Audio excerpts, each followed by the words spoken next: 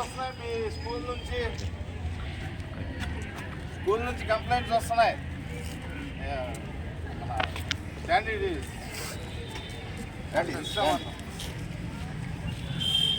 చెప్పండి. థ్యాంక్స్ దాని జస్ట్ అవకాశం దొరికింది కాబట్టి మీతో మాట్లాడే చిన్న సందర్భం అందరూ గ్యాదర్ అయ్యారు టైంకి కాబట్టి చెప్తున్నా. మీరందరూ కూడా రోజు ఊరి ఇంటికి నడిచి వస్తారా, బస్సుల్లో వస్తారా, మోటార్ సైకిల్ వేసుకొస్తున్నారా? అందరికీ సైకిళ్ళు ఉన్నాయా? మోటార్ సైకిల్ ఎవరు వేసుకొస్తున్నారు? చేతులు ఎత్తండి. మోటార్ సైకిల్ ఎవరు వేసుకొస్తున్నారు? లేదు, మీరు అప్పుడే కూడా మోటార్ సైకిల్స్ నడపడానికి లేదు.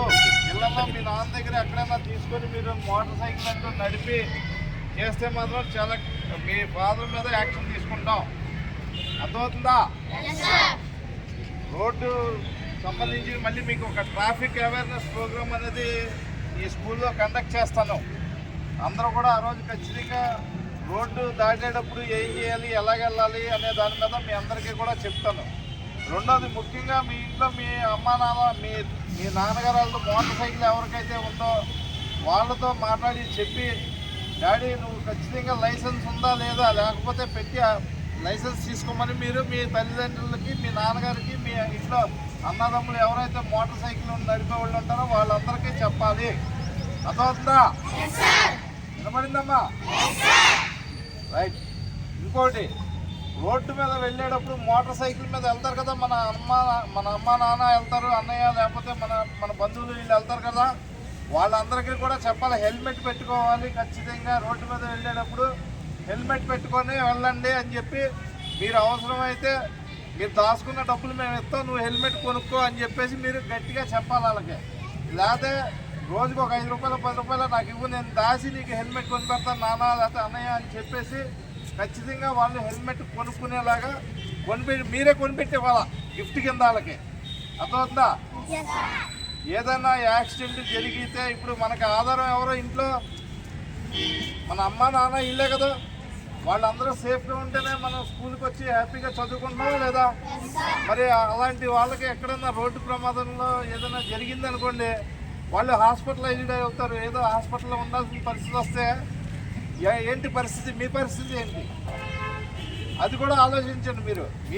మీరు ఆలోచించి మీరు ఇంట్లో నుంచి మీరు చెప్తూ ఉంటే వాళ్ళల్లో కొద్దిగా మార్పు వస్తుంది. రోజు కనపడినప్పుడల్లా మీరు చెప్పాలి, నాన్న హెల్మెట్ కొనుక్కో, లేదా డ్రైవింగ్ లైసెన్స్ లేకపోతే డ్రైవింగ్ లైసెన్స్ తీసుకో అని చెప్పేసానంటే రేపొద్దున ఏదైనా అనుకోని రీత్యా ప్రమాదంలో గురైనా రేపొద్దున ఇవి మనల్ని కాపాడతాయి. కాబట్టి మీకెందుకు చెప్తున్నామంటే మీరు ఇంట్లో మీరందరూ కూడా మీ అమ్మ నాన్నకి బాగా గౌరవంగా ఉంటారు మీరు పిల్లలు, అవునా కాదా? అంటే మీరు చెప్తే వింటారు వాళ్ళు, అందుకనే మీకు చెప్తున్నాం. వాళ్ళు చెప్తే బతికిచ్చేస్తారు, కొనరు, చేయరు, అలాగే వెళ్ళిపోదాం అని అంటారు మీరు. కాబట్టి నాన్న నీకేదన్నా దెబ్బలు తగిలితే మేము బాధపడతాం, కాబట్టి నువ్వు ఖచ్చితంగా హెల్మెట్ పెట్టుకునే మోటార్ సైకిల్ మీద వెళ్ళు, లైసెన్స్ తీసుకో, లేకపోతే ఇప్పటికైనా తీసుకో అని చెప్పి మీరు రోజు కూడా ఈ 2 వచ్చేంత వరకు, ఈ హెల్మెట్ కొనుక్కునేంత వరకు, అలాగే లైసెన్స్ లేకపోతే లైసెన్స్ తీసుకునేంత వరకు మీరు చక్కగా మీ నాన్న సంఖ్యలో ఉన్నప్పుడు గారంగా చెప్పాలి వాళ్ళకి. చెప్పి వాళ్ళతో అవి చేపించాలి. మళ్ళీ మీకు ఒక 15 రోజులు టైం ఇస్తాను. ఆ టైం లోపల మీరు ఎంతమంది చేస్తారో నేను చూస్తాను. వాళ్ళకి మంచి గిఫ్ట్ ఇస్తాను నేనే. ఓకేనా? వినపడుతుందా? అందరూ కూడా వచ్చేది పరీక్షలు, తర్వాత ఎలక్షన్స్ కూడా వస్తున్నాయి. ఇంకొక మాట చెప్తానండి, రేపొద్దున ఎలక్షన్స్లో మీ ఇంట్లో అమ్మా నాన్నకి వీళ్ళకి చెప్పండి, ఫస్ట్ ఆఫ్ ఆల్ ఎక్కడ కూడా ఎవరికి ప్రలోభాలకి లొంగద్దు. మా భవిష్యత్తు నువ్వు వేసే ఓటులోనే ఉంది, కాబట్టి మా భవిష్యత్తు బాగుండాలంటే నువ్వు అన్నీ ఆచి చూసి నిర్ణయం తీసుకొని మంచి నాయకుడికి, మంచి లీడర్కి ఓటు వేయండి. అంతేగాని ఎవరో ఇచ్చే గిఫ్ట్ల కోసమో దేనికో లొంగద్దు. నా భవిష్యత్తుని నువ్వు ఓటేసే ముందు నన్ను గుర్తుపెట్టుకో, నా భవిష్యత్తు గుర్తుపెట్టుకో అని చెప్పి మీరు చెప్పాలి. అర్థమైందా? మనం మంచి నాయకులు అనుకుంటే మంచి ఇది జరిగితే రేపు పొద్దున మనం అంతా కూడా బాగుంటాము, మేము బాగుంటాం, రేపు మా భవిష్యత్తు బాగుంటుంది అని చెప్పి మీరు ఎటువంటి ప్రలోభాలకి మీ అమ్మా నాన్న, మీ ఓటు హక్కు ఉన్న వాళ్ళు లోను కాకుండా మీరు వాళ్ళకి అవేర్నెస్ మీకు తీసుకురావాలనేది మీతోనే సాధ్యం. మా భవిష్యత్తు చూడు, మీరు ఇంట్లో ఇందాక ఒకటి చెప్పా, రోడ్ యాక్సిడెంట్ జరిగితే మీ నాన్నగారు హాస్పిటల్లోనో ఎవరైనా జరిగి ఉన్నారనుకో, అప్పుడు మీరైనా బాధపడేది. పనికి వెళ్తాం మానేసి పాపం హాస్పిటల్లో ఉంటే మీ అమ్మ కూడా పని మానేసి హాస్పిటల్లో ఉండాలి. మీరు కూడా ఇంట్లో మీ అక్క అమ్మ ఇంకోళ్ళు ఎవరో లేకపోతే పక్కింటి వాళ్ళు అన్నం వండితే తీసుకెళ్ళి అది పెట్టాలి, లేకపోతే హాస్పిటల్లో అది పెట్టేసి అక్కడే ఉండదు, అక్కడే ఉండాలి. అవునా కదా? ఆ రోడ్డు ప్రమాదం ఎంత ఇదో, ఎలక్షన్లో ఓటు అమ్ముకోవడం, లేకపోతే వాళ్ళు ఇచ్చే గిఫ్ట్లు తీసుకొని ఎవరికో వేసేస్తే అది రేపొద్దున అంతకన్నా మీ భవిష్యత్తు ప్రమాదం. ఓన్లీ యాక్సిడెంట్లో వ్యక్తిగతంగా కొద్ది రోజులు హాస్పిటల్లో ఉంటాడేమో తప్ప మళ్ళీ బయటకు వచ్చాక రికవరీ అయిపోతాడు. అదే ఎన్నికల్లో మనం ఇలాంటి వాటికి మన వాళ్ళు లొంగి లోబడి ఆ ఓటు హక్కుని దుర్వినియోగం చేస్తే రేపొద్దున మన భవిష్యత్తే దెబ్బతినేస్తుంది. ఆ విషయాన్ని మీరు మీ ఇంట్లో మీ అమ్మా నాన్నలకి చెప్పాలి. ఓకేనా? గుడ్. ఓకే, అంతా కూడా బాగా చదువుకోవాలి. టైం చాలా విలువైంది, అర్థమైందా? నిన్న గడిచిన గంటను మీరు తీసుకురాగలరా? ఏదన్నా తీసుకురావచ్చు. డబ్బులు పోతే సంపాదించుకోవచ్చు, ఆరోగ్యం పోతే కొంతకాలం తర్వాత మళ్ళీ రికవరీ అయ్యి హ్యాపీగా తిరగచ్చు. కానీ టైం పోతే మాత్రం దేంట్లో ప్రపంచంలో తిరిగి తీసుకురాలేనివి రెండే నా దృష్టిలో, నాకు తెలిసి. ఒకటి మనిషి ప్రాణం, రెండు టైం. ఈ రెండే మనం వెనక్కి తిరిగి తీసుకురాలేమని నేను అనుకున్నా. ఇంకా ఏమన్నా కొన్ని అంటే చెప్పలేనేమో, కానీ నాకు తెలిసినంతవరకు ఈ రెండు మీరు అందరూ ఒప్పుకునేనా కాదా? మనిషి ప్రాణాన్ని ఏమన్నా తీసుకురాగలవా? చచ్చిపోయిన బతికించగలవా? అలాగే టైం కూడా మీరందరూ కూడా బాగా చదువుకోవాలి, ఉన్న టైంని బాగా వినియోగించుకోవాలి. ప్రతి నిమిషం మీ టీచర్స్ని వీడు కనపడితే బాబా టీచర్ పారిపోదు, ఏం డౌట్ అడుగుతాడో వీడికి. మీ టీచర్లు ప్రిపేర్ అయ్యి రావాలి. పొద్దున్నే వాడు వెళ్తే నన్ను ఈ క్వశ్చన్ అడిగేస్తాడేమో, వాడికి నేనే సమాధానం చెప్పాలి, వాడికి అలాగే దాన్ని క్లియర్ చేయాలి అనేది ఆ భయం టీచర్స్కి రప్పించాలి. మీరు అంటే మీరు ఎంత చదివితే మీరు అన్ని డౌట్స్ వస్తాయి. మీకేం డౌట్లు రాలేదంటే మీరు ఏమి చదవట్లేదన్నా అయ్యి ఉండాలి, లేకపోతే మీరు మహా తెలివైన వాళ్ళైనా అయ్యి ఉండాలి. అది మీరు ఏంటనేది మీరే నిర్ణయం తీసుకోండి. మీరు మహా తెలివైన వాళ్ళా లేకపోతే చదవట్లేదా? రెండోది ఆ రెండే విషయాలు ఇక్కడ. కాబట్టి మీరు బాగా చదవాలి, ఎక్కువ డౌట్స్ టీచర్స్ని అడగాలి. ఇప్పుడు మీకు అన్నీ కూడా చాలా వరకు ట్యాబ్స్ ఇచ్చారా? హైయర్ క్లాసెస్కి ఇచ్చారు. మీరు సినిమాలోకి డౌన్లోడ్ చేస్తున్నట్టుగా మాకు అక్కడ తెలుస్తుంది.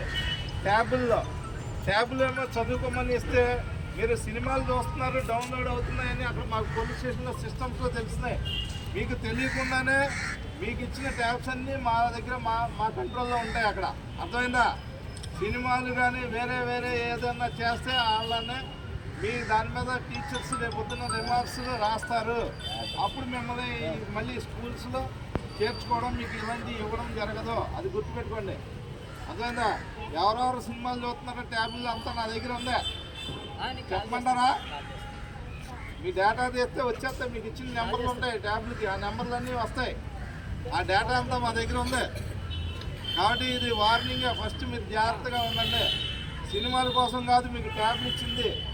సబ్జెక్ట్ తెలుసుకోండి, చదువుకోండి. మీకు తెలియదు ఏదైనా ఉంటే టీచర్స్ని అడగండి, వాళ్ళు చెప్తారు.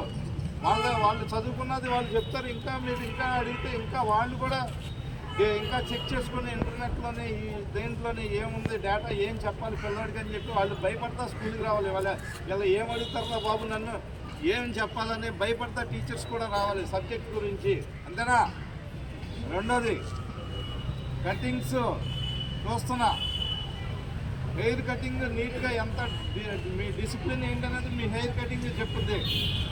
ఎవరైనా సరే పిచ్చి తులపాలు వేసుకొని రోడ్డు వెంట పడి తిరిగితే మాత్రం తర్వాత చాలా సీరియస్గా ఉంటుంది యాక్షన్. అర్థమైందా?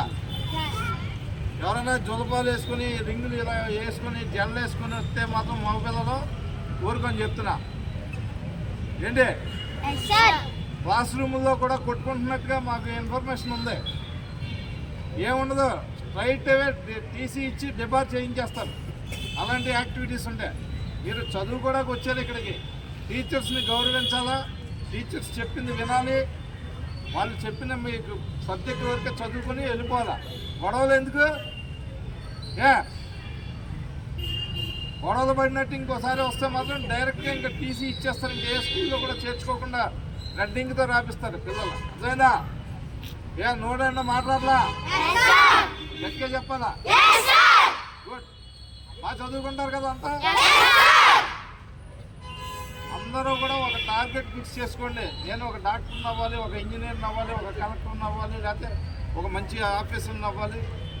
పబ్లిక్కి ప్రజాసేవ చేయడానికి ఎన్ని రకాలుగా అయితే అవకాశాలు ఉన్నాయో ఆ రకమైనటువంటి బ్రాంచ్లోకి మీరు వెళ్ళడానికి ఇప్పటి నుంచే మీరు ఒక ఇది చేసుకోవాలి, ట్యూన్ చేసుకోవాలి మీ బ్రెయిన్. నేను ఫలానా ప్రొఫెషన్లో ఇది అవ్వాలి, ఊరికి వేస్ట్గా మీ టైం వేస్ట్ చేసుకోవద్దు. అర్థమైందా? Right, good, thank you. రే ఎంతమంది సార్లాగా ఎస్ఐ అవుదాం అనుకుంటున్నారు? చేతులెత్తండి. ఎస్ఐ కాదు, ఎస్పీ అవుతాం అనుకున్న చేతులెత్తండి. Very good, very good, very good. Collector అవుదాం అనుకున్న వాళ్ళు ఎంతమంది? రే కలెక్టర్లు అవుదాం అనుకున్న వాళ్ళు ఎంతమంది? ఒకటి, సిగ్గుపడకూడదు. ఎప్పుడు కూడా గుర్తుపెట్టుకోండి, మన అభిప్రాయాన్ని మనం ధైర్యంగా బయటికి చెప్పగలిగే ఇది ఇప్పుడు నుండే మీరు నేర్చుకోవాలి. అప్పుడు మాత్రమే మిమ్మల్ని మీరు మంచి పొజిషన్కి వెళ్తారు. అర్థమవుతుందా? మన అభిప్రాయం ఏంటనేది మనం నిక్కచ్చిగా బయటికి చెప్పగలగాలి. సిగ్గుపడి మొహమాట పడితే మనం రాదు, మనం ఎక్స్ప్రెస్ చేయాలి. క్లాస్ రూమ్లోనైనా అంతే. టీచర్స్కి మీకు డౌట్ వస్తే ఆ పక్కనోడు ఏమనుకుంటాడో లేకపోతే టీచర్ ఏమనుకుంటారో వద్దు, నీ డౌట్ని నువ్వు క్లియర్ చేసుకో. అప్పుడే నువ్వు ఫ్రీగా ఉంటావు. నీకు సబ్జెక్ట్ మీద కమాండ్ వస్తుంది. అర్థమైందా? రైట్, ఓకేమ్మా, thank you. Thanks sir. Thanks sir. Jana Gana Mana.